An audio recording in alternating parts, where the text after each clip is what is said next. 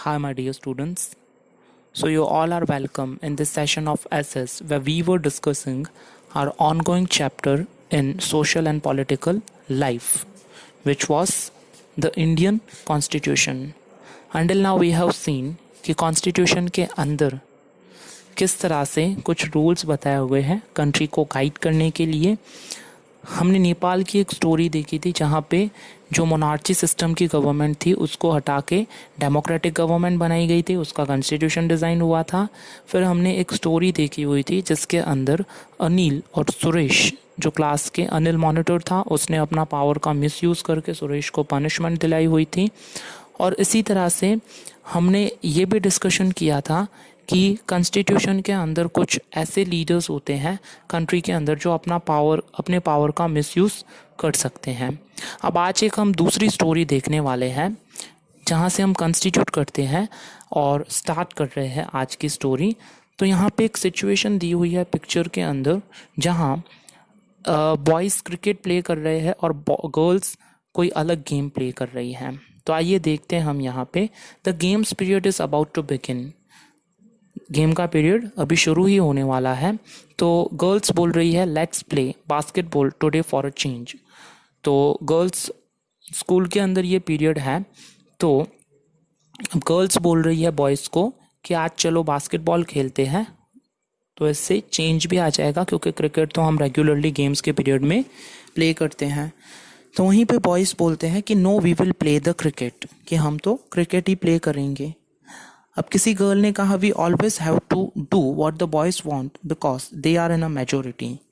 अब कोई गर्ल किसी बॉय को बोल रही है कि हमें हमेशा वही काम करना पड़ता है कि जो बॉयज़ हमें बोलते हैं, क्योंकि बॉयज़ की स्कूल में मेजोरिटी ज़्यादा है, यानी उनके पॉपुलेशन ज़्यादा है। Ma'am should think of another way to make decisions so that our wishes are also heard. तो यहाँ पे कोई बॉय एक रिप्लाई दे रहा है कि मैम को कुछ ऐसा पता होना चाहिए क्योंकि हमारी भी कुछ ऐसी विशेस हैं डिफरेंट गेम्स प्ले करने की, तो उनसे जाके हम पूछते हैं या फिर वो हमें बेटर डिसीजन सुना सकती हैं। The teacher decides to settle the problem with a show of hands. तो टीचर ने डिसाइड किया कि अपने हैंड्स को शो करके इस प्रॉब्लम को सेटल करने की, सॉल्व करने की।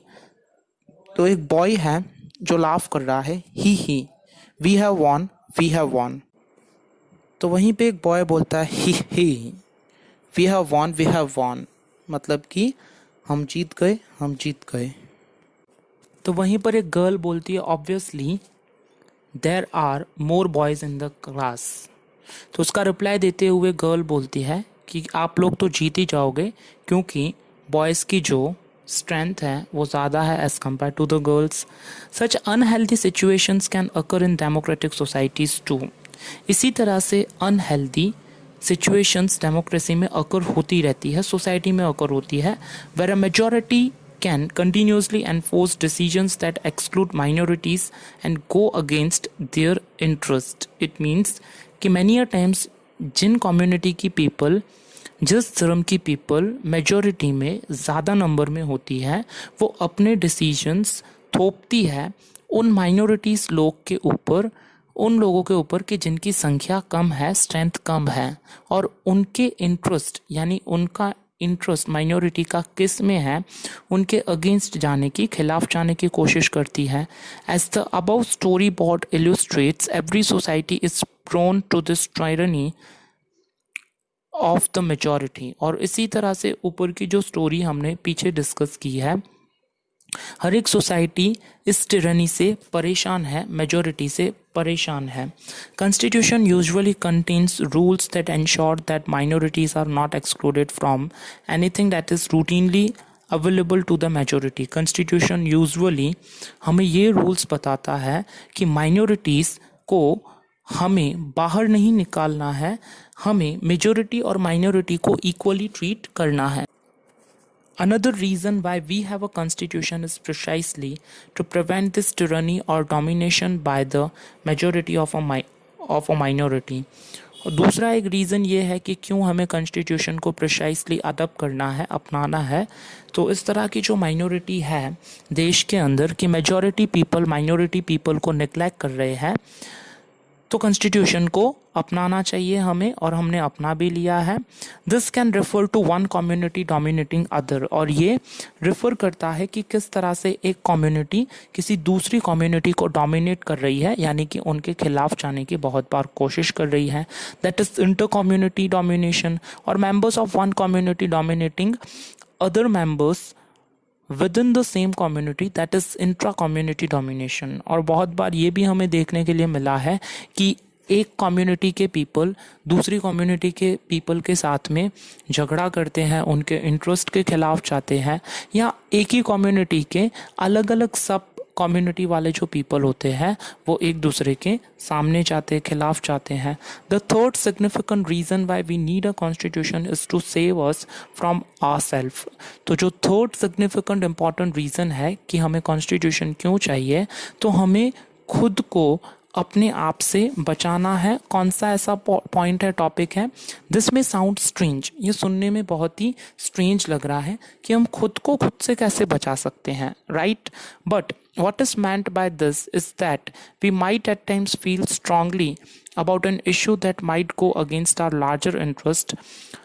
तो ये सुनने में बहुत ही स्ट्रेंज लगता है, पर इसका मतलब ये हुआ कि हम काफ़ी बार ये करते हैं कि हम स्ट्रांगली, यानी कि जिस इशू के ऊपर हमें बहुत विश्वास है, हम उन इश्यूज़ के खिलाफ जाना शुरू कर देते हैं।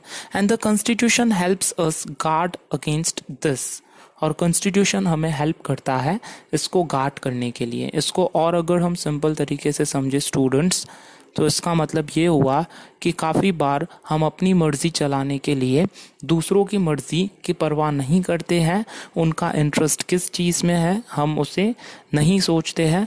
तो कॉन्स्टिट्यूशन वो डॉक्यूमेंट है जो इस बात को होने से रोकता है और सबको इक्वली ट्रीट करता है। Look at the story board below to understand this better. इसे अगर बेटर समझना है तो हम ये नीचे वाली एक अलग स्टोरी दी हुई है उसे हम समझेंगे। Shabnam is in a fix. She has a decision to make. I have 2 chapters left to revise for tomorrow's test, but it's time for my favorite TV program. I'm dying to watch it, but if I do that, I won't have time to finish my revision. Shabnam के पास में एक choice है, उसे decision बनाना है। उसके पास में एक book है हाथ में जो दिखाई गई है, उसे अपने चैप्टर्स को रिवीजन करना है। 2 चैप्टर रिवीजन करने के बाकी रह गए हैं कल की टेस्ट के लिए। बट जब वो रिवीजन कर रही है तब वक्त हो रहा है उसके फेवरेट टीवी प्रोग्राम में। आधे घंटे का जो फेवरेट टीवी प्रोग्राम है उसे देखना है। तो शबनम बहुत ही फील कर रही है कि वो उसे टीवी प्रोग्राम देखना है, but at the same time उसे वो भी सामने फेस करना है कि अगर वो उस टाइम पीरियड के अकॉर्डिंगली अगर टीवी प्रोग्राम को देखती है तो उसकी जो इम्पॉर्टेंट टेस्ट है उस इम्पॉर्टेंट टेस्ट के लिए 2 चैप्टर्स रिवीजन करने रह जाएंगे। Shabnam, why are you looking so worried? तो किसी ने उससे पूछा कि शबनम आप क्यों चिंतित दिख रही हो? I want to watch this TV programme but I have a test tomorrow. तो शबनम ने रिप्लाई किया कि मुझे टीवी प्रोग्राम देखना है पर एट द सेम टाइम मेरा कल टेस्ट भी है, तो उसके लिए मुझे रिवीजन भी करना है। If you all watch TV I will also want to watch. तो अब शबनम बोलती है कि अगर आप सब टीवी देखोगे तो मैं भी टीवी देखूंगी। I have an idea, what if no one watches TV tonight then I may not be tempted. तो उसकी मदर रिप्लाई करती है कि क्या हो जब आज रात को घर पे कोई टीवी ही ना देखे। तो शबनम रिप्लाई करती है कि उससे मैं टेम्प्टेड हो जाऊंगी, यानी कि खुश हो जाऊंगी, क्योंकि जब कोई भी टीवी नहीं देखेगा तो शबनम की मर्जी चलेगी, उसके टेस्ट के चैप्टर्स जो है वो रिवाइज हो जाएंगे। अब जब नेक्स्ट डे शबनम टेस्ट देने के लिए बैठी है तो वो बहुत ही खुश दिख रही है क्योंकि वो अच्छी तरह से टेस्ट लिख पा रही है। It's a good thing I did not watch TV, there are so many questions from the last 2 chapters. Shabnam सोच रही है कि ये बहुत ही अच्छी बात हुई मैंने टीवी नहीं देखा, मेरे साथ में मेरे पेरेंट्स ने भी नहीं देखा, क्योंकि जो 2 लास्ट चैप्टर्स मुझे रिवाइज करने थे, मोस्ट ऑफ द क्वेश्चंस, ज़्यादातर क्वेश्चंस उसी चैप्टर्स में से दिए हुए हैं। जहाँ पे बाकी स्टूडेंट्स यहाँ पे कंफ्यूज दिख रहे हैं टेस्ट देने के लिए। Similarly, the Constitution helps to protect us against certain decisions that we might take that could have an adverse effect on the larger principles that the country believes in. इसी तरह से Constitution भी हमें protect करता है कुछ decisions लेने के लिए जो हम काफ़ी बार सोचते हैं कि जिसकी एडवर्स इफेक्ट होगी।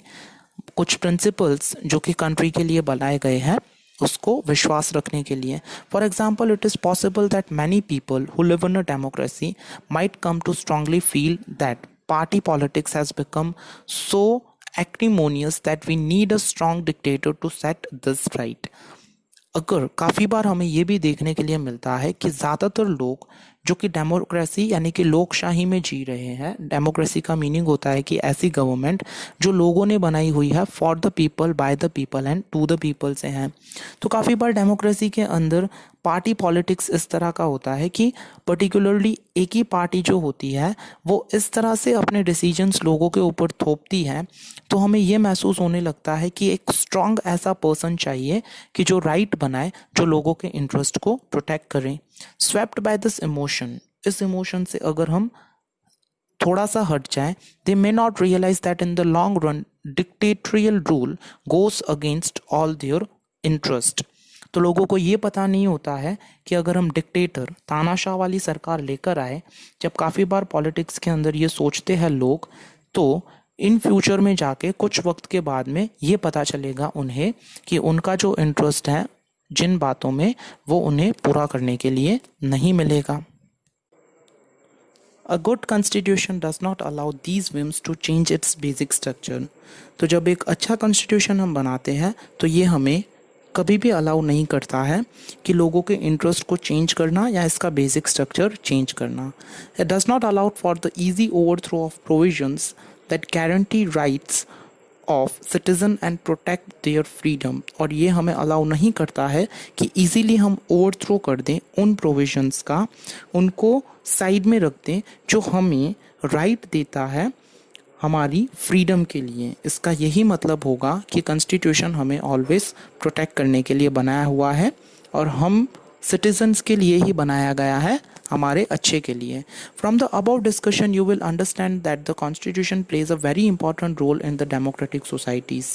इस ऊपर की कुछ सिचुएशंस हमने अभी तक रीड की है, तो हमें ये समझ में आया है कि कॉन्स्टिट्यूशन जो कि एक बहुत इंपॉर्टेंट रोल प्ले करता है डेमोक्रेटिक सोसाइटीज़ के अंदर।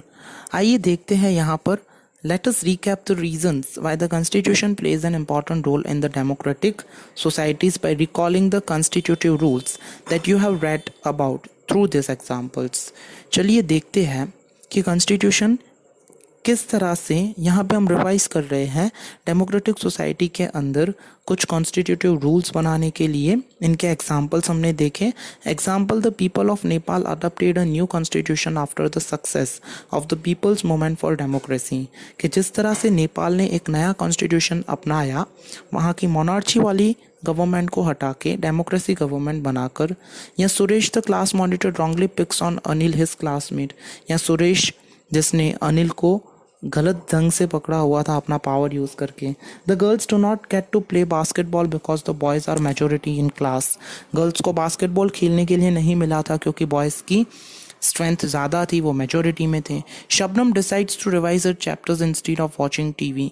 शबनम ने डिसाइड किया टीवी देखने के लिए इंस्टेड ऑफ चैप्टर्स रिवाइज करने के लिए इंस्टेड ऑफ टीवी देखने के।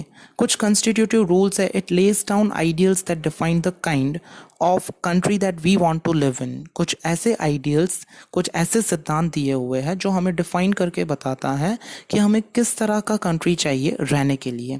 Now let us try and understand the ways in which the above points get translated into certain ideals and rules by studying some key features of the Indian constitution. तो आइए हम समझने की कोशिश करते हैं कि जो ऊपर पॉइंट्स हमें दिए हुए हैं ट्रांसलेट करके उनके क्या सिद्धांत हैं, क्या रूल्स हैं और किस तरह से हमें समझने में कोशिश करता है कि क्या है इंडियन कॉन्स्टिट्यूशन। यहाँ से लेकर शुरू हो रहा है द इंडियन कॉन्स्टिट्यूशन और उसके key features. By the beginning of the 20th century, the Indian national movement had been active in the struggle for independence from British rule for several decades. तो जैसे 20th सेंचुरी की शुरुआत होती है 1901 year से लेकर इंडिया के अंदर नेशनल मूवमेंट्स हो रहे थे, उसे फ्रीडम दिलाने के लिए कुछ स्ट्रगल्स हो रही थी जिन्हें नेम दिया गया है freedom struggle. During the freedom struggle the nationalist had devoted a great deal of time to imagining and planning what a free India would be like. और इन्हीं फ्रीडम स्ट्रगल के अनुसार जो नेशनलिस्ट थे सरदार वल्लभ भाई पटेल, जवाहरलाल नेहरू जैसे, उन्होंने अपना बहुत ही एक बड़ा योगदान दिया है, समय दिया है. उन्होंने सोचा है, प्लान किया है कि फ्री इंडिया किस तरह का होना चाहिए, कैसे लगना चाहिए.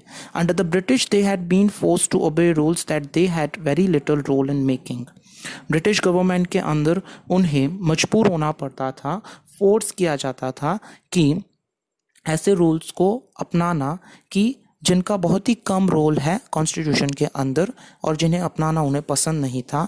The long experience of authoritarian rule under the colonial state convinced Indians that free India should be a democracy in which everyone should be treated equally and be allowed to participate in government. तो India के अंदर जब British government थी तब ये imagine किया गया था, कॉलोनियल स्टेट के अंदर कन्विंस किया गया था इंडिया को, इंडिया के नेशनलिस्ट पीपल ने, कि इंडिया हम ऐसा सोच रहे हैं कि जहाँ पे हर एक नागरिक को इक्वली समान अधिकार मिलने चाहिए, सबको सब इक्वली अलाउड है पार्टिसिपेट करने के लिए गवर्नमेंट में. What remain to be done then was to work out the ways in which a democratic government would be set up in India and the rules that would determine its functioning. तो ये माना गया कि कैसे काम किया जाए, काम करने के कौन से तरीके निकाले जाए, डेमोक्रेटिक गवर्नमेंट जिसके अंदर ऐसा क्या सेट किया जाए, क्या रूल्स बनाए जाएं जो कि बनाएंगे उनकी फंक्शनिंग को. This was done not by one person but by a group of around 300 people. और ये सिर्फ एक ही पर्सन ने नहीं किया, ये 300 लोगों ने मिलकर, जो मेंबर्स थे कॉन्स्टिट्यूएंट असेंबली के इन 1946 एंड हु मेट पीरियडिकली, जो पीरियडिकली मिले अगले आने वाले 3 सालों के अंदर इंडिया का कॉन्स्टिट्यूशन लिखने के लिए. These members of the constitution assembly had a huge task before them. और इन 300 मेंबर्स जो कॉन्स्टिट्यूशन असेंबली को रिप्रेजेंट कर रहे थे, इनके पास में एक बहुत ही बड़ा टास्क था कॉन्स्टिट्यूशन लिखने से पहले. इनकी जिम्मेदारी बहुत ही अहम थी, बहुत ही इम्पोर्टेंट थी. The country was made up of several different communities who spoke different languages. Country उन सभी लोगों से बना हुआ है, उन सभी कम्युनिटीज़ के पीपल यहाँ पर रहते हैं जो अलग अलग भाषाएं बोलते हैं, बिलोंग टू डिफरेंट रिलीजन, अलग अलग धर्मों से ताल्लुक़ रखते हैं, एंड हैड डिस्टिंक्ट कल्चर्स. उनका कल्चर सबसे अलग है.